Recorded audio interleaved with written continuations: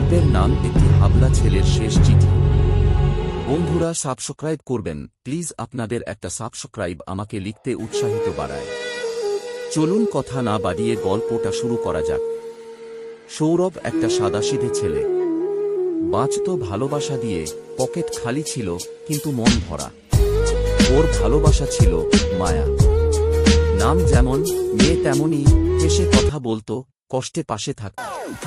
প্রথম দিকে দুজনের শুরুটা ছিল সিনেমার মতো। বৃষ্টিতে ভিজে এক ছাতার নিচে দাঁড়ানো, কফির কাপে আঙুল ছোঁয়া, সস্তা গিফটে চোখ ভেজা ভালোবাসা। সৌরভ ভাবত, এই মেয়েটার জন্যই আমি বানানো। কিন্তু সময় বদলায়, টাকাও বদলায়, ইচ্ছাও বদলায়। মায়া চাকরি পেল, চারপাশে নতুন মানুষ, নতুন জগৎ।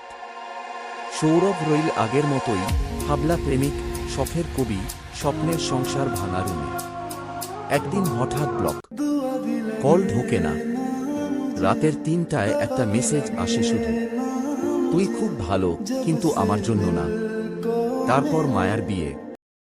ইনস্টাগ্রামে flower crown, golden lehenga, follow your heart type caption. আর সৌরভ, সে বসে থাকে তার গলির চায়ের দোকানে, হাতে পুরনো একটা খাতা যেখানে লেখা, যদি কখনো ফিরে আসিস আমি থাকব। এক কাপ চা আর পুরনো ভালোবাসা নিয়ে। কিন্তু তখন আমি